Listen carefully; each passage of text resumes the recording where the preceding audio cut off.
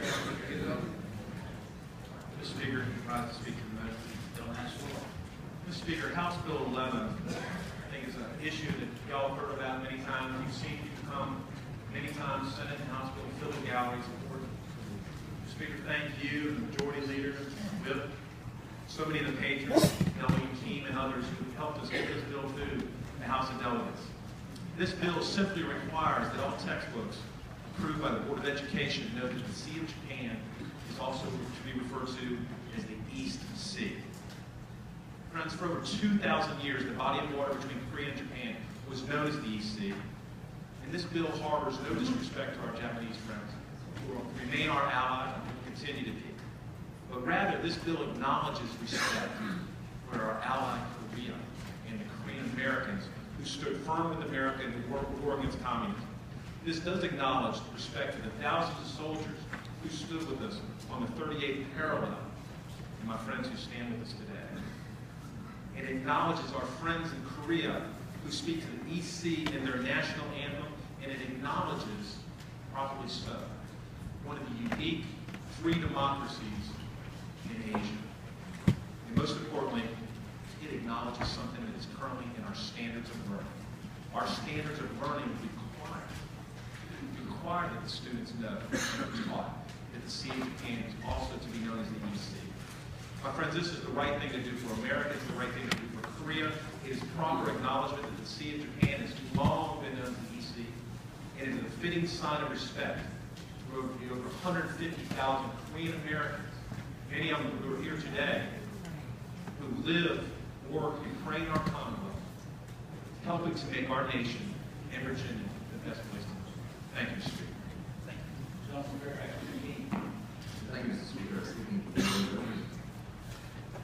Thank you, Mr. Speaker. Ladies and gentlemen of the House, as I start my 5th year in the General Assembly, I've learned that there are some bills that you just don't anticipate being either controversial or grabbing headlines when you come down here, but through the process of subcommittee meetings and committee meetings and as members and constituents come down to the General Assembly, we learn about the importance of certain issues. And I think it's both an educational opportunity for us as members of the General Assembly to learn about different aspects of Virginia life. And I certainly learn a lot every single year that I'm down here of issues that I don't deal with on a daily basis, like, for example, agriculture or other fields. But it's also an opportunity for us as leaders of this Commonwealth to shed light on a growing population and certain issues that impact them in ways that might not impact your constituencies, but are also important issues. And so this bill, House Bill 11, is one that gives us that opportunity. And for many members who voted for or against this already in the House or have been following the debate, I think you know what the issues are. And I certainly respect it and echo what Delegate Hugo just said about the specific substantive reasons why this bill is important. And I'm very supportive of what the patron has done, and I'm proud to be his chief co-patron, so I thank you for his supportive leadership on this. But if I may just take just a couple minutes of your time and share a different perspective on this, which adds to, hopefully, the educational opportunity here, as well as to understand why this bill is rightfully in front of us.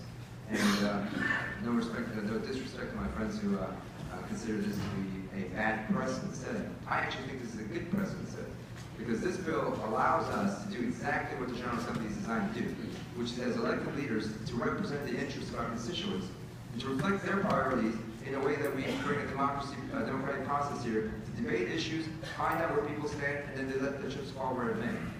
Now, this particular issue, I think there's a more important aspect of democracy that's at play here.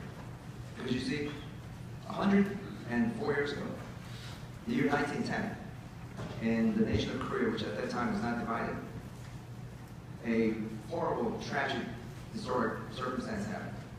The Empire of Japan invaded and annexed that nation. And to do so, it crossed a body of water between the two nations, which we now are talking about in this bill.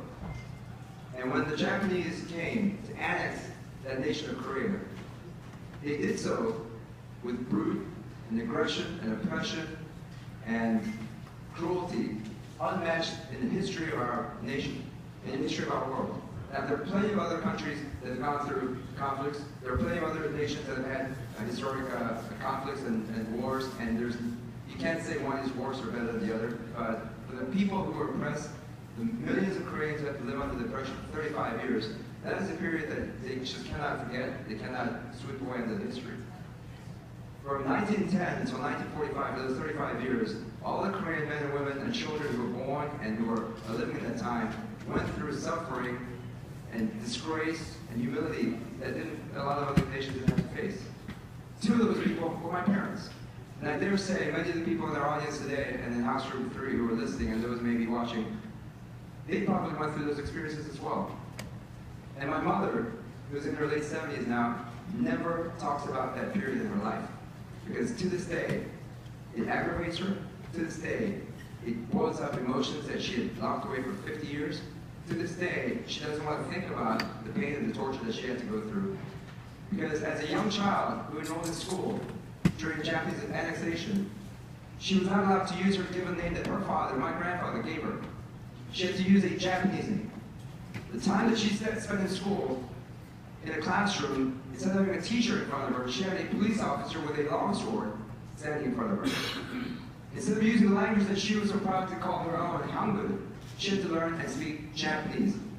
And to this day, when she's at the grocery store or at a restaurant, when she's trying to do quick math, she recites the multiplication numbers in Japanese, because that's how she was memorized to teach, to learn, and not using her own native language of Korean.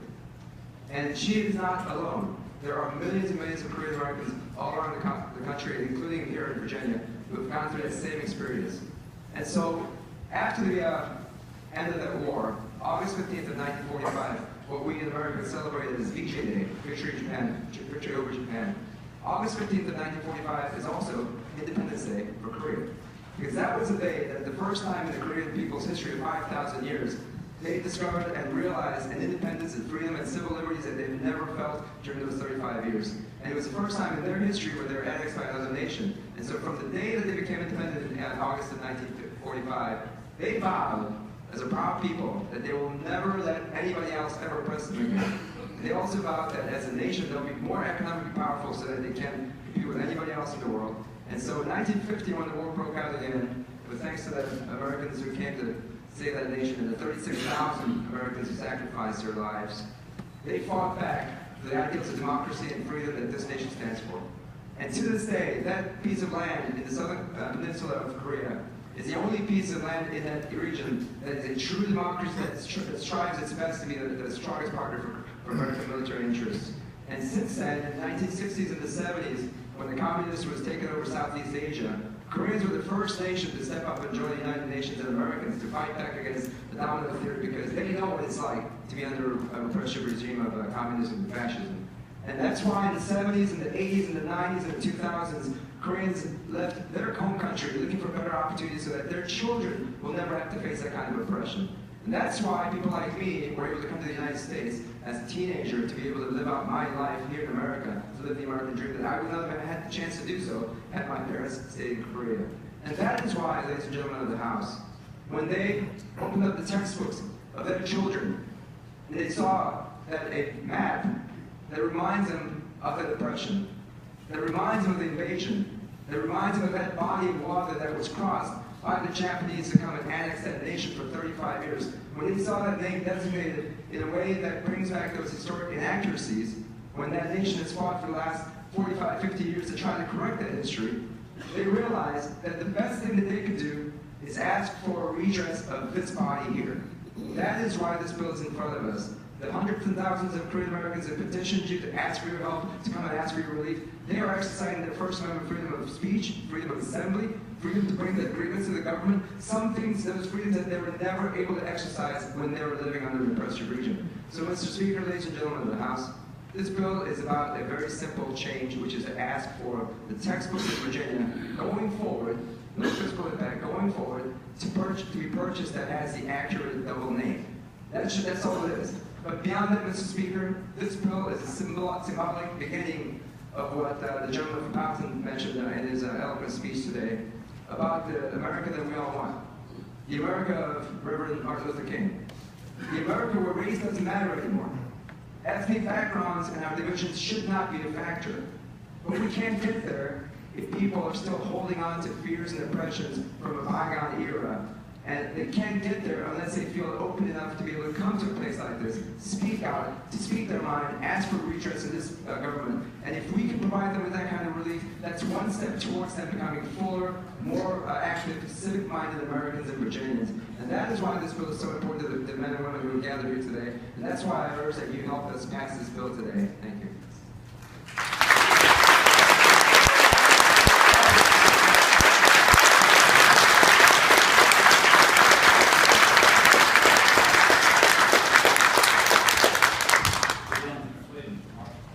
Speaking to the mayor. Mr. Speaker, in the late 1960s, I lived in Rockville, Maryland.